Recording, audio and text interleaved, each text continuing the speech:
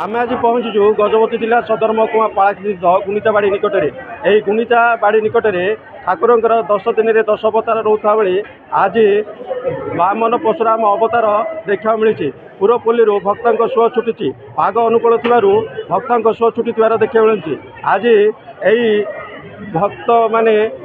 ठाकुर को दर्शन करी सानिध्य लाभ और आशीर्वाद ग्रहण कर पुण्य अर्जन करने यह गोटे मध्यम रही आम पचारि बुझे सेपट सार कौन कहे आज ठाकुर जो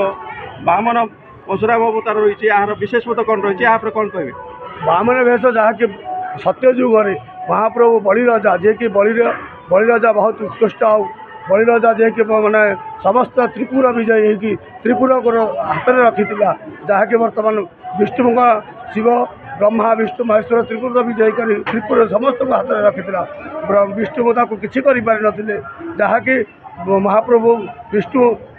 नारायण निजे वामन वेश वामन अर्थ छोट पिला ब्राह्मण वेश धारण करी बलि की पाताल को दबी देते से भाई बलिर मथा रखिले से जहाँकि मर से सकाशे महाप्रभु जापार नाला जहाँ प्रभु को महाप्रभु वरदान को भूली जा महाप्रभु को पाद तले से शरण नहीं जाता जहाँ प्रभु महाप्रभु ताको बलि भीतर पाताल भीतर दमन करते जे कि से दिन आज सत्य युगर ये कहानी जहाँकि वामन वेश धारण करते 10 अवतार भितर जगन्नाथ वामन वेश गोटे उत्कृष्ट वेश